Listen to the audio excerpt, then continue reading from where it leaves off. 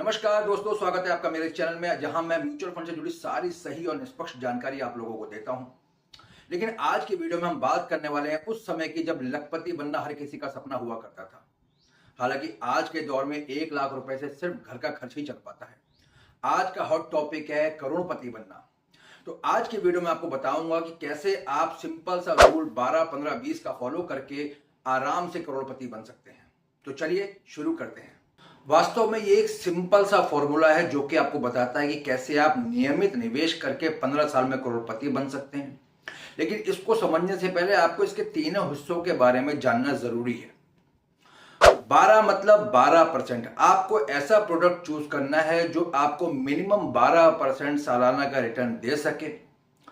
15 मतलब कि 15 वर्ष तक आपको लगातार निवेश करना है।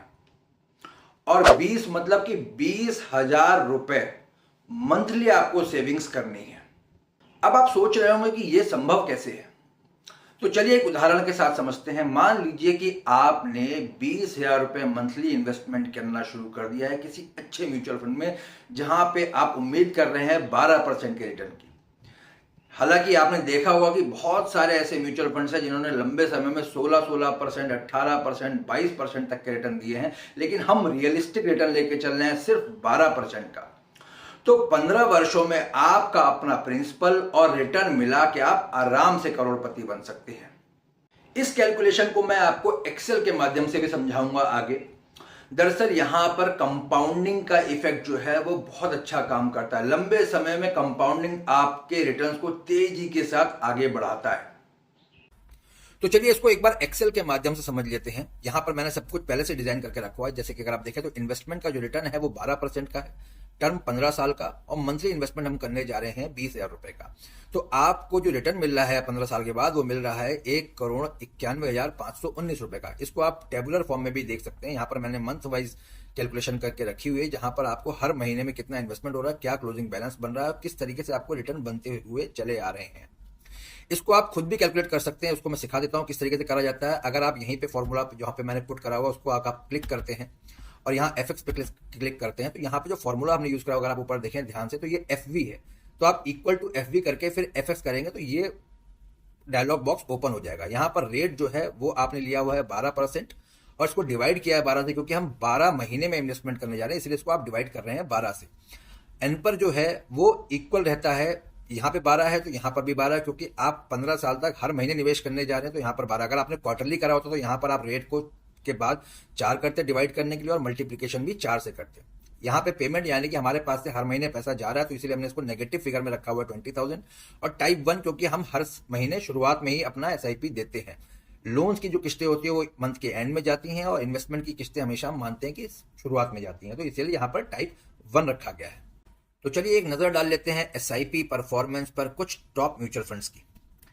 यहाँ पर आप देख रहे हैं मंथली एसआईपी 20,000 रुपए की, जो कि शुरू हुई 23 जून 2009 से लेकर 21 जून 2024 तक। यहाँ पर 15 साल में आपके जमा हो गए हैं 36 लाख रुपए, और अगर आप टॉप के म्यूचुअल फंड की बात करें तो वहां पर रिटर्न बना है 2,28,00,000 रुपए।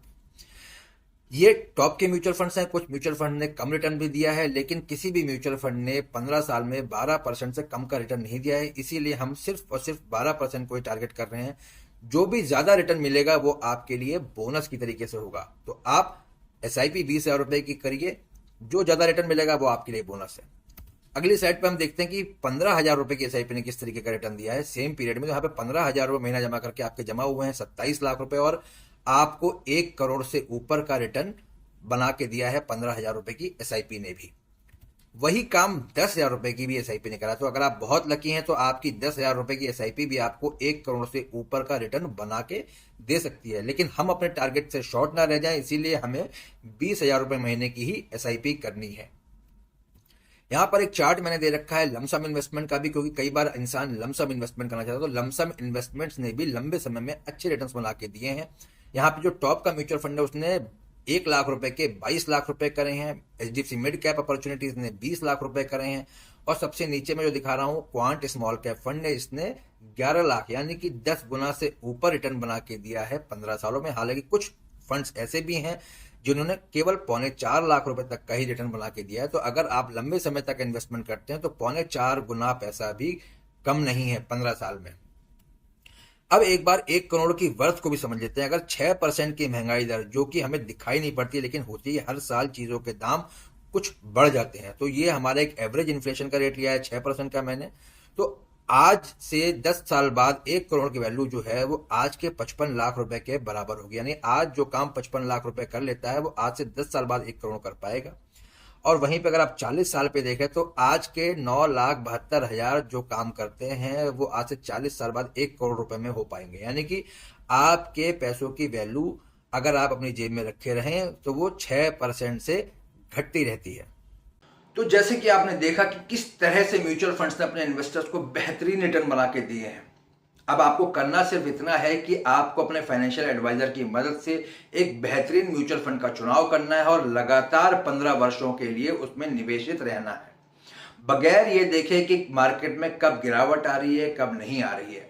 क्योंकि अगर आप 15 साल तक बने रहेंगे तो ये निश्चित है कि आपका टारगेट पूरा हो जाएगा। अगर वीडियो पसंद आया हो तो प्लीज लाइक करना मत भूलिएगा और सब्सक्राइब माय चैनल, ताकि आगे भी आपको इसी तरीके के इंटरेस्टिंग वीडियोस मिलते रहें। अब मुलाकात होगी अगले वीडियो में, तब तक के लिए धन्यवाद।